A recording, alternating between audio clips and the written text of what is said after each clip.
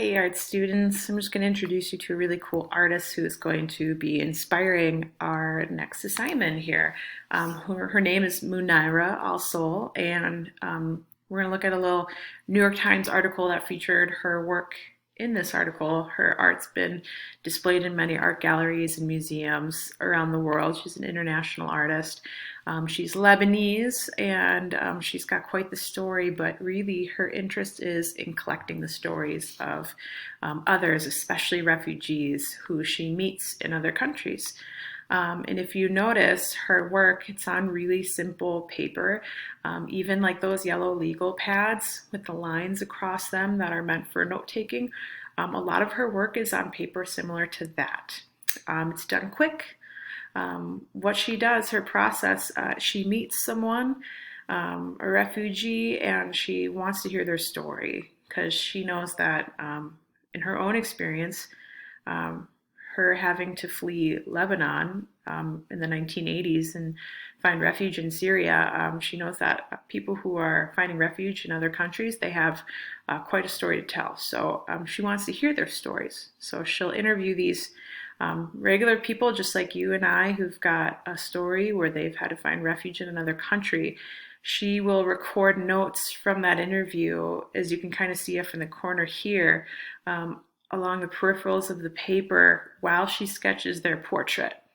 And she uses just really regular tools and materials, pens, pencil.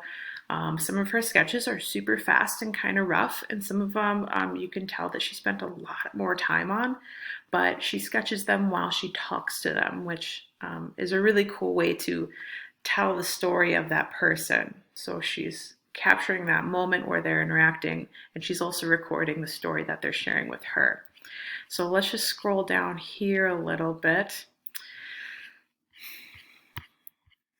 You can take your time and read through this article. It's interesting and it tells a lot about her background. So here we see an up close example. Here she interviewed a refugee, an older woman, and while she was talking to her, you can see she's recorded down information in her own handwritten language, and she's also recording the information of this woman's features. And it looks like she may have added paint after the fact of recording her initial sketch, or maybe she had paints on hand right there when they were chatting. Sometimes she asked to meet with refugees in cafes and has like a really informal time to connect with them. Her main interest is welcoming others who are trying to find refuge. And so she wants to just treat them with open arms and really get to know their own personal story to better understand her neighbors, her new neighbors, or people that she is meeting while she's in other countries, looking for more people to focus her art on.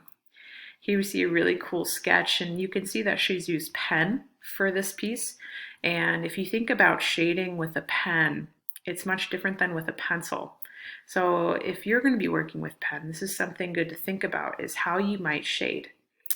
If you notice here, she shaded just using little hatch lines that have a little bit of space between them. So just little lines, and they're going in the direction of the fold of the skin here underneath her eye. It's kind of like a bag on her eye. Maybe this woman hasn't slept in a long time, but these shadows are represented by these lines, which we call hatch lines, with just a little bit of space between them. And here we see an even darker shadow. We see cross hatching. So we see more lines drawn and they overlap. And it appears as though it creates a darker shadow because there's simply just more lines kind of congregating together. And then simply, if you want to make things look even darker, you can just shade it in entirely. But also look at the hair, right? She's used the pen to show you the direction of the hair movement. Here we have some wisps kind of coming off the side.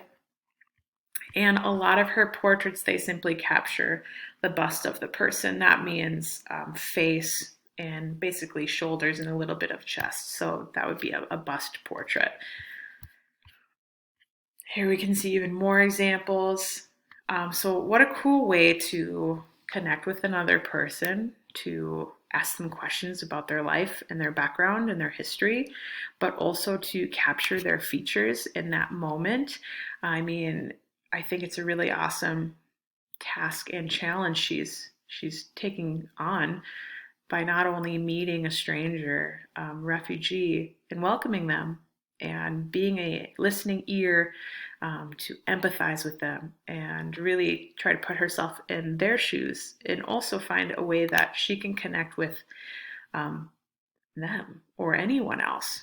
I think by having these conversations with other people and by drawing their portrait, she's really breaking down a lot of barriers and making friends. So I think that's really cool. Again, so this is Mounira. She's an awesome artist.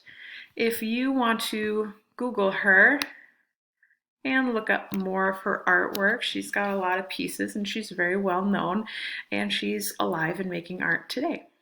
So that's really cool. So she's going to be inspiring our art project as well. Thanks for listening, guys, and I will talk to you later.